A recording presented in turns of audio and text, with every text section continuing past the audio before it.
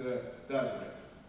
Thank you, Dr. Gunsecker. As Dr. Gunsecker said, my name is David Dasbury, and I'm not a scientist.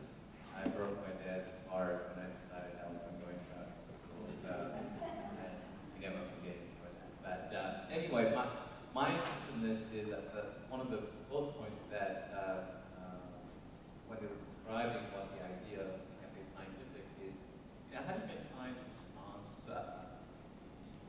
accountable in terms of it's not just that we allow science in our society, we have to actually fund it, and science foundation and whatnot.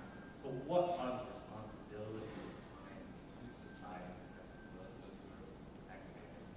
And more importantly, at philosophical, what are the limits of science? How does science acquire knowledge, and where does that knowledge could be misapplied? Is your probability of somebody's something to go wrong, how it will go wrong, and there's a possibility of misuse of technology. There'll be somebody out there who kind of misuse it. So the idea of how you hold science accountable for its intellectual enterprise, and what responsibility does it go, or as science achieves the cachet in our society that, you know what, a scientist, even though he's not making a scientific statement, as long as it's said by a scientist, is good enough for us, and it has all the authority of the science behind it, and we'll just say, okay, we'll just take whatever they say at face value. So, and I've always had interest in science since I was a science undergraduate, and did the whole 9 yards, scanning electrons, the whole work.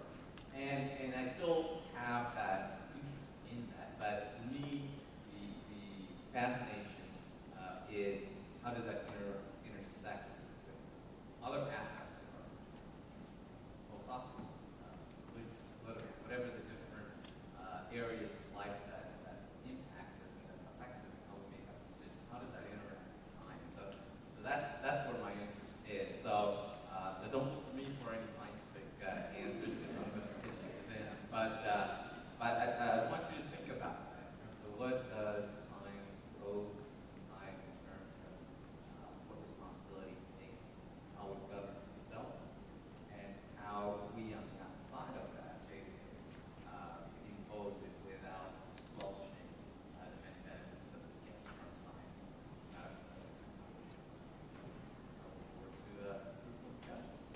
Thank you, David. Dr. Mr. Dasbury, I think we have a very good combination of expert fields that each one of these professionals have in their background.